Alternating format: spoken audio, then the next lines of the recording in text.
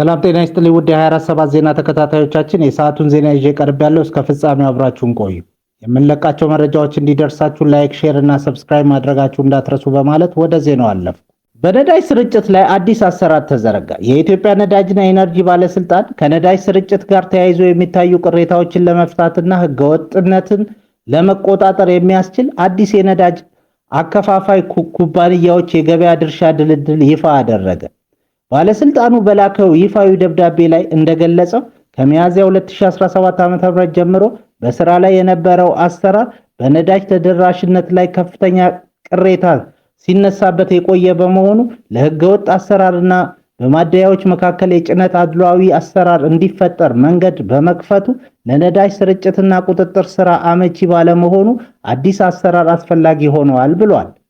አዲሱ የገበያ ድርሻ ዝግጅት በዘፈቀደ ሳይሆን የአካባቢው ኢኮኖሚያዊና ማህበራዊ እንቅስቃሴ፣ የማደያዎች ብዛትና የነዳጅ መያዝ አቅም፣ የዲስፔንሰር መቅጃ ብዛት፣ የኮታ አካባቢዎችን ሳይጨምር ከኮታ ውጪ ያሉ ማደያዎችንና ቀጥታ ተጠቃሚዎችን ያካተተ ነው።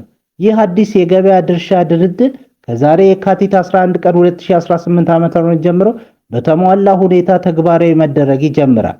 የነዳጅ አከፋፋይ ኩባንያዎች ለእያንዳንዱ ማደያ በተቀመጠው መስፈርትና በተደለደለው መጠን መሰረት የጭነት ፕሮግራም በማውጣት እንዲያሰራጩ ባለስልጣኑ በጥብቅ አሳስቧል። ይህ አሰራር በነዳጅ ማደያዎች አካባቢ የሚታየውን ሰልፍና የመደበቅ ተግባር ይገታል ተብሎ ይጠበቃል።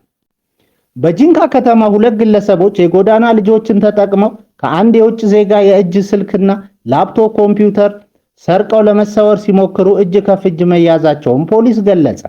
የጂንካ ከተማ ፖሊስ አዛዥ ኮማንደር ካሌብ ካብቲመር በሰጡት ቃል ግምታዊ ዋጋቸው 395,000 ብር ገደማ የሚያወጣ አንድ የእጅ ስልክና አንድ ላፕቶፕ የሰረቁ ግለሰቦች በማህበረሰቡ ጥቆማ በፖሊስ ቁጥጥር ስር መዋላቸውን ገልጸዋል። ግለሰቦቹ ጂንካ ለጉብኝት የመጣ ቱሪስት ቀን ላይ የያዘውን ስልክና ላፕቶፕ ከተመለከቱ በኋላ ባረፈበት ኦሪ ሆቴል ተኝቶ ባለበት ከሌሊቱ 9 ሰዓት ገደማ የጎዳና ልጅ በመስኮት በማስገባት አይፎን 13 ፕሮ ማክስ የሆነ የእጅ ስልኩንና አፕል ላፕቶፕ በመስረቅ ለመሰወር ቢሞክሩ በህብረተሰቡ ጥቆማ በቁጥጥር ስር መዋላቸውን አብራርተዋል። በዋናነት የወንጀል ድርጊቱን የጎዳና ህፃናቱን በማታለልና በማስተባበር የፈጸሙ ሁለት ግለሰቦች ከነ ኤግዚቢት ተይዘው በፖሊስ ቁጥጥር ስር እንደሚገኙ ገልጸዋል። ንብረቶቹ ለውጭ ዜጋው መመለሳቸውን የገለጹት አዛዡ ግለሰቦቹ ተገቢውን ምርመራ ተደርጎባቸው ክስ እንደሚመሰረትባቸው አስታውቀዋል። በምዕራብ አርሲ 5 ሰዎች ህይወት በአሰቃቂ አደጋ አለፈ። 35 ሰዎች በከባድ ሁኔታ ቆስለዋል። በምዕራብ አርሲ ዞን ነሲቦ ወረዳ አመሽቃ ተብሎ በሚጠራው ስፍራ የካቲት 10 ቀን 2018 ዓ.ም ከሰዓት በኋላ በደረሰ የትራፊክ አደጋ የ5 ሰዎች ህይወት ወዲያውኑ አልፏል።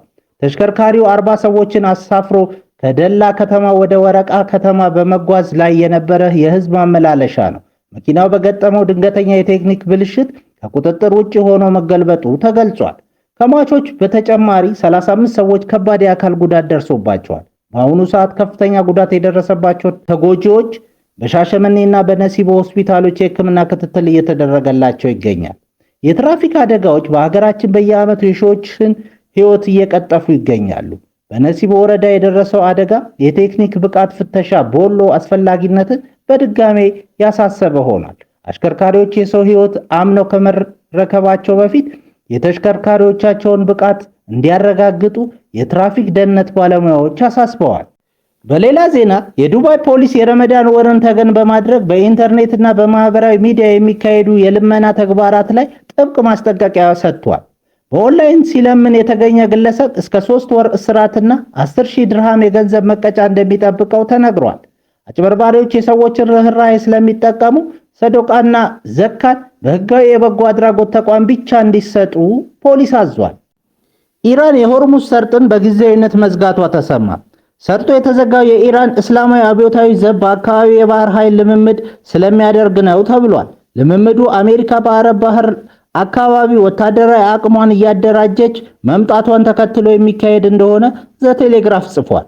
ዋሽንግተን አውሮፕላን ተሸካሚ የጦር መርከብን ጨምሮ ወታደሮችን ከዘመን አፍራሽ የውጊያ መሳሪያዎች ጋር ወደ አካባቢ መላኳ ተነግሯል። የኢራን እርምጃ ሁለቱ ሀገራት አለመግባባታቸውን ለመፍታት በጄኔቭ ዲፕሎማሲያዊ ጥረት ላይ እያሉ የተሰማም ነው። ኢራን የሆርሙዝ መተላለፊያን ስትዘጋ እንደ ጎርጎሮሳውያኑ አቆጣጠር ከ1980ዎቹ ወዲህ የአሁኑ ለመጀመሪያ ጊዜ ነው ተብሏል። ሩሲያ በባለስቲክ ሀገራት ላይ ወረራ ከፈጸመች ከሰሜን አትላንቲክ ጦር ቃል ኪዳን ድርጅት ኔቶ ጠንከር ያለ አጸፋ እንደሚገጥማት የኤስቶኒያ ውጭ ጉዳይ ሚኒስትር አስጠነቀቁ። የኔቶ ጥቃት ውስጥ ሩሲያ ድረስ የሚዘልቅ እንደሚሆንም ውጭ ጉዳይ ሚኒስትሩ ማርጉስ ሳክና ከቴሌግራፍ ጋር ባካሄዱት ቃለ ምልልስ ላይ ተናግረዋል። ሩሲያም ይህንን ስለምታውቅ ነገሩን አትሞክረውም ሲሉ መናገራቸው በመረጃው ተጠቅሷል።